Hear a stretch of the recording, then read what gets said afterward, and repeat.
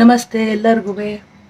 ಇವತ್ತು ಬ್ರೇಕ್ಫಾಸ್ಟ್ಗೆ ಊದಲು ಚಿತ್ರಾನ್ನ ಮಾಡ್ತಾ ಇದ್ದೀನಿ. ಊದಲು ಮಿಲೆಟ್ಟಿಂದ ಅದು ಹೇಗೆ ಮಾಡೋದು ಅಂತ ನೋಡ್ಕೊಳ್ಳೋಣ. ಒಂದು ಬಾಣಲೆ ಇಟ್ಟು ನಾನು 3 ಸ್ಪೂನು ಕಡಲೆಕಾಯಿ ಎಣ್ಣೆ ಹಾಕೊಂಡಿದ್ದೀನಿ. ನೀವು ಯಾವ ಎಣ್ಣೆ ಬಳಸ್ತೀರೋ ಅದನ್ನೇ ಬಳಸ್ಕೊಳ್ಳಿ. ಕಡಲೆಕಾಯಿ ಎಣ್ಣೆ ಮಾಡಿದ್ರೆ ಒಳ್ಳೆ ಘಮ ಬರುತ್ತೆ, ಚೆನ್ನಾಗೂ ಇರುತ್ತೆ ರುಚಿ.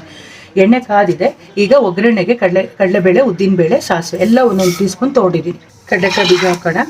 ಊದಲು ಮಿಲೆಟ್ನ ರಾತ್ರಿನೇ ನೆನೆಸ್ಕೋಬೇಕು. ನಾವು ಒಂದು ಗ್ಲಾಸ್ ನೆನೆಸಿ ಇಟ್ಟಿದ್ದೆ. ಬೆಳಗ್ಗೆ ಅಷ್ಟೊತ್ತಲ್ಲಿ ಕುಕ್ಕರಲ್ಲಿ 1-2 ವಿಷಲ್ ಕೂಗಿಸ್ಕೊಂಡು ಬೇಯಿಸ್ಕೊಂಡ್ರೆ ತುಂಬ ಚೆನ್ನಾಗಿ ಸಾಫ್ಟಾಗಿ ಬೆಂದಿರುತ್ತೆ ಮಿಲ್ಲೆಟು. ರಾತ್ರಿನೇ ನೆನೆಸಿರೋ ಕಾರಣ ಯಾವಾಗಲೂ ಮಿಲ್ಲೆಟ್ಗಳನ್ನ ನೆನೆಸ್ಬಿಟ್ಟೆ ಮಾಡಬೇಕು. ಆವಾಗಲೇ ಅದು ಡೈಜೆಷನ್ ಪ್ರಾಬ್ಲಮ್ ಬರೋದಿಲ್ಲ. ಡೈರೆಕ್ಟಾಗಿ ಮಾಡ್ತೀನಿ ಅಂದರೂ ಕೂಡ ಮಿನಿಮಮ್ ಒಂದು 2 ಅವರ್ಸು ನೆನೆಸ್ಬೇಕು, ಆಮೇಲೆ ಮಾಡ್ಬೋದು. ಇವಾಗ ಕಡಲೆಕಾಯಿ ಬೀಜನ ಕೆಂಪುಗೆ ಆದಮೇಲೆ ನೋಡಿ, ಒಗ್ಗರಣೆಗೆ ಹಸಿಮೆಣಸಿಕಾಯಿ ಸಣ್ಣದಾಗಿ ರೌಂಡಾಗಿ ಹೆಚ್ಚಿಟ್ಕೊಂಡಿದ್ದೀನಿ. ಶುಂಠಿ 1 ಇಂಚು, ಈರುಳ್ಳಿ 1-2, ಕರಿಬೇವಿನ ಸೊಪ್ಪು, ಕೊತ್ತಂಬರಿ ಸೊಪ್ಪು.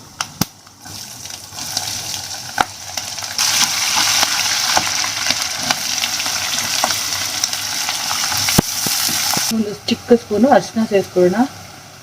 ಒಂದು ಚಿಟಿಕೆ ಇಂಗು ಪರಿಮಳ ತುಂಬ ಚೆನ್ನಾಗಿರುತ್ತೆ. ಇಂಗು ಡೈಜೆಷನ್ಗೂ ಒಳ್ಳೆಯದು. ಎಲ್ಲ ಅಡುಗೆಗಳಿಗೂ ಇಂಗು ಬಳಸ್ಕೊಳ್ಳಿ. ಬೆಳ್ಳುಳ್ಳಿ ಬಳಸೋರು ಬೆಳ್ಳುಳ್ಳಿ ಹಾಕೊಳ್ಳಿ 1-2 ಎಸಳು.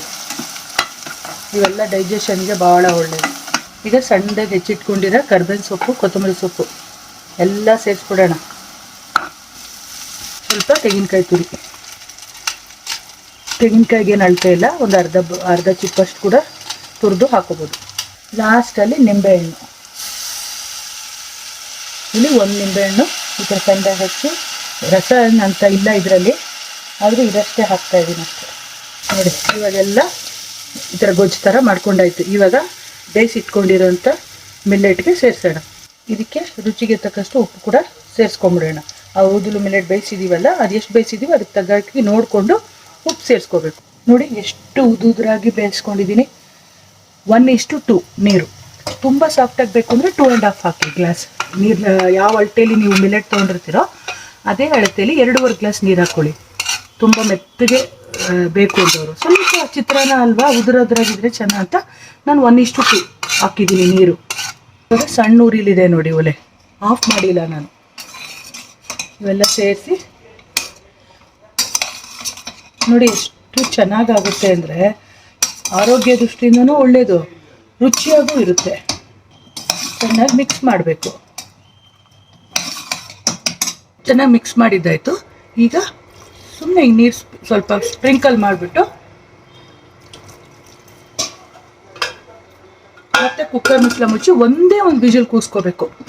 ಆವಾಗ ಸಾಫ್ಟಾಗಿ ಸೂಪರಾಗಿ ಅರಳ್ಕೊಂಡು ಬಂದಿರುತ್ತೆ. ಅಷ್ಟು ಚೆನ್ನಾಗಿರುತ್ತೆ. ಈ ಕೋದೋ ಮಿಲ್ಲೆಟ್ ಅಂತ ಹೇಳ್ತಾರೆ, ಇದನ್ನು ಕನ್ನಡದಲ್ಲಿ ಊದಲು ಅಂತಾರೆ. ಎಷ್ಟು ರುಚಿಯಾಗಿರುತ್ತೆ ಅಂತ ನೀವೆಲ್ಲ ಮಾಡ್ಕೊಂಡು ನೋಡಿ. ಇವಾಗ 1 ವಿಷಲ್ ಬರೋಕ್ಕೆ ಬಿಡೋಣ. ನೋಡಿ, 1 ವಿಷಲ್ ಬಂದು ಕುಕ್ಕರ್ ಪ್ರೆಷರ್ ಹೋದ್ಮೇಲೆ ತೆಗೆದಿದ್ದೀನಿ. ಎಷ್ಟು ಚೆನ್ನಾಗಾಗಿದೆ ನೋಡಿ, ಸಾಫ್ಟಾಗಿ ಎಷ್ಟು ಚೆನ್ನಾಗಿ ಕಾಣಿಸ್ತಾ ಇದೆ ನೋಡಿ, ಎಲ್ಲೋ ಇಷ್ಟಾಗಿ ಚೆನ್ನಾಗಾಗಿದೆ. ರುಚಿ ಕೂಡ ಅಷ್ಟೇ ಚೆನ್ನಾಗಿರುತ್ತೆ. ನೀವೆಲ್ಲ ಒಂದ್ಸತಿ ಮಾಡಿಬಿಟ್ಟು ಹೇಗೆ ಬಂತು ಅಂತ ನನಗೆ ಕಮೆಂಟ್ ಸೆಕ್ಷನಲ್ಲಿ ಹೇಳಿ.